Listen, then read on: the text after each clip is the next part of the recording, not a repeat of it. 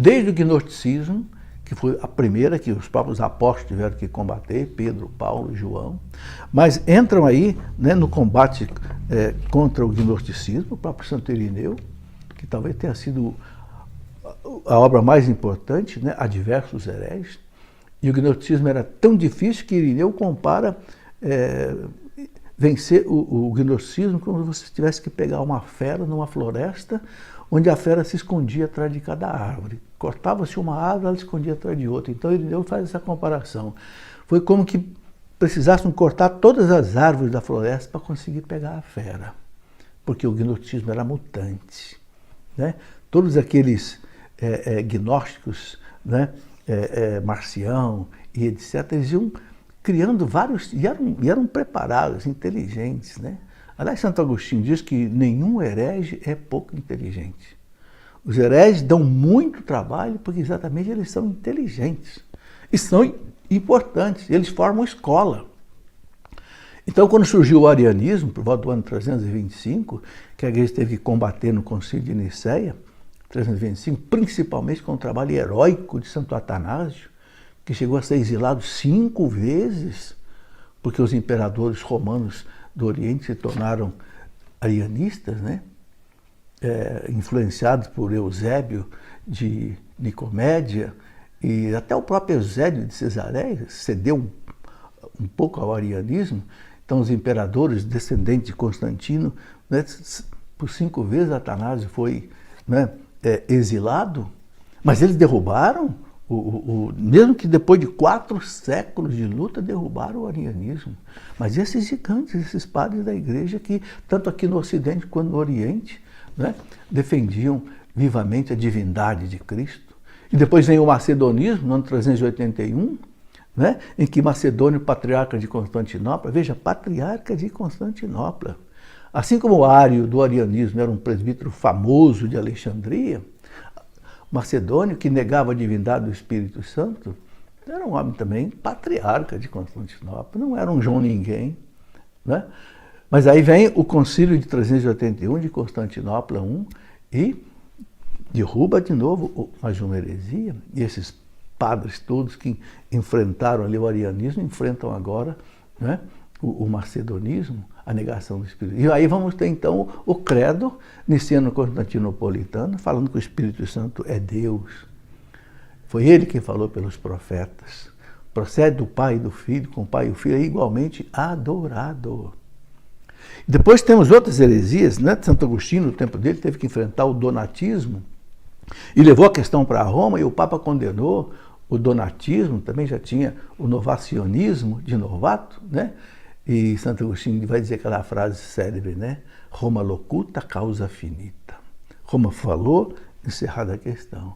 Mas um Santo Agostinho da vida, ele teve que enfrentar 4, 5 heresias.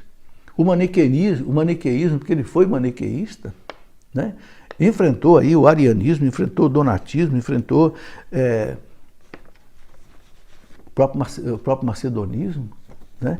Depois nós tivemos, né, o nestorianismo, de Nestório, que negava que Nossa Senhora era a mãe de Deus. Então nós vamos ver no concílio de Éfeso, 431, a figura extraordinária de São Cirilo de Alexandria. O grande São Cirilo de Alexandria vai lá e defende a maternidade divina, o dogma da maternidade divina com unhas e dentes, né? E o concílio termina chamando Maria de Agios Theotokos, Santa Mãe de Deus.